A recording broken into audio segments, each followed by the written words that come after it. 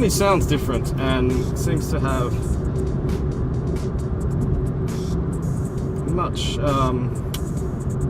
quicker throttle response.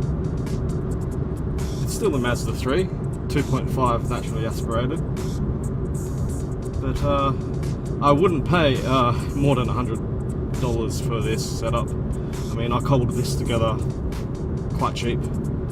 A branded one from K&N or AEM or CorkSport, I don't think it would be worth it, but no check engine lights. The car will be learning, the ECU will be learning, the mass airflow sensor and intake air temperature sensor will be loading. Will it heat soak? Probably not, it's naturally aspirated. I've tested this similar system on my 2.5 litre turbo Skyactiv engine. It definitely sounds different, throatier, I would say. A bit more feral. Ultimate test would be whether my wife notices or likes it. If she hates it, we'll just take it off.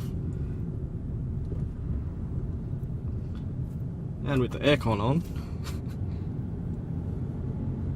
and in traffic, that's actually what I've probably noticed out of all the cold air intakes and short ram air intakes. In normal driving, the torque curve sort of shifts, and when the air is colder, I do find you get better pickup when at higher RPMs. But for normal everyday driving where you're just stuck in traffic, you're probably worse off, but we'll see how this one goes.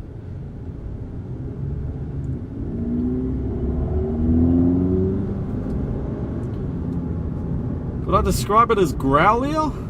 Roarer? Yeah.